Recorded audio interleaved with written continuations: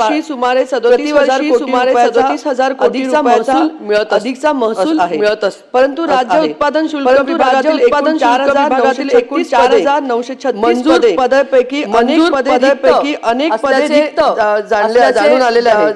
कर्मचाऱ्यांवरती कामाचा अतिरिक्त ताण राज्यातील हजारो दुकाने बार आणि गोदामे यावरती नियंत्रण ठेवण्यास बेकायदेशीर दारू आणि विक्री रोखण्याचा विपरीत परिणाम होत आहे।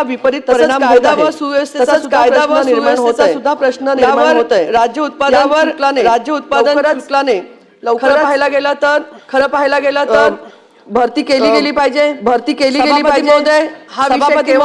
हा विषय एका विभागापुरता मर्यादित नाही, तर हा विषय राज्याच्या कायदा सुव्यवस्थेची आणि प्रशासनाच्या कार्यक्षमतेची आणि शासनाच्या उत्तरदायित्वाची थेट संबंधित आहे। सभापती महोदय, राज्य उत्पादन शुल्क विभागाचा महाराष्ट्र शासनाच्या महसुलाचा एक प्रमुख आधारस्तंभ आहे। या विभागामार्फत राज्याला दरवर्षी हजारो कोटी रुपयाचा महसुली प्राप्त होतो। मात्र आजची वस्तुस्थिती अत्यंत चिंताजनक आहे। विभागात मोठ्या प्रमाणावर अधिकारी वर्ग व कर्मचारी वर्गांची पदे रिक्त आहेत। अनेक जिल्ह्यांमध्ये निरीक्षक, उपनिरीक्षक, लिपिक, शिपाई, चालक आणि इतर महत्त्वाच्या पदावर नियुक्त्या झालेल्या नाहीत। परिणामी अनेक कार्यालये अतिरिक्त कार्यभार चालवत आहे। एका अधिकाऱ्याकडे 2 किंवा 3 कार्यालयाची जबाबदारी आहे। अशा परिस्थितीत प्रभावी अंमलबजावणी करण्याची अपेक्षा कशी केली जाईल? सभापती महोदय, रिक्त पदांचा सर्वात मोठा परिणाम जो होतोय तो अवैध दारू व्यवसायावरती होतोय। आज राज्यातील अनेक ठिकाणी हातभट्टी असेल, बनावट दारू असेल।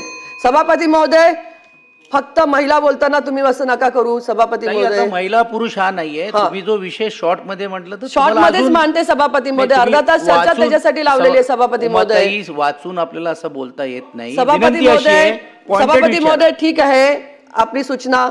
सभापती महोदय, हातभट्टीची जी बनावट दारूचा विषय आहे, आज पिंपरी चिंचवड मध्ये आपण पाहिलं मृत्यूचा तांडव हे पिंपरी चिंचवड मध्ये झालेला आहे। त्या माध्यमातून जर पाहिलं तर यांच्यावरती लक्ष असतं, त्यांच्या परवान्यांकडे लक्ष असतं, तर त्या परवान्याकडे लक्ष असतं तर पिंपरी चिंचवड सारख्या घटना घडलेल्या नसत्या। सभापती महोदय, महिला सुद्धा या बाबतीमध्ये रस्त्यावरती उतरत आहेत, त्याही आंदोलनात्मक करतायत। ग्रामीण भागामध्ये खास करून महिला ह्या घरगुती हिंसाचाराला आणि आर्थिक संकट ह्याच्यावरती महिलांवरती होणारे अत्याचार जे आहेत ते त्या माध्यमातून होत आहेत। तिथे कुठेतरी रोख या बाबतीतला लागला गेला पाहिजे आणि हे करण्यासाठी आपली यंत्रणा सुद्धा सभापती महोदय ही सक्षम असली पाहिजे।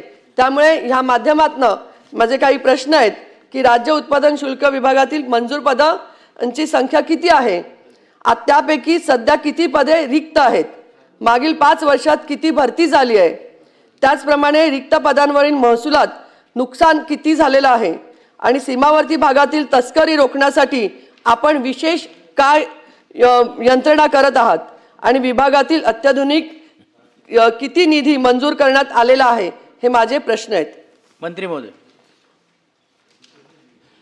सभापती महोदय, या राज्य उत्पादन शुल्क विभागाच्या बाबत उमाताई खापरे यांनी जो प्रश्न उचलला आणि अतिशय महत्त्वाच्या बाबी त्यांनी आपल्यासमोर आणलेल्या आहेत।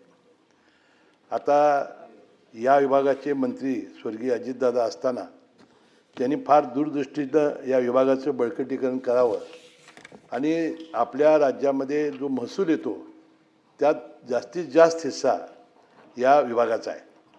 जवळजवळ 17.63% या महसूलमध्ये वाढ झालेली आहे आणि यापूर्वीसुद्धा सातत्याने आपल्या राज्य सरकारच्या तिजोरीमध्ये या विभाग भर घालतो आहे।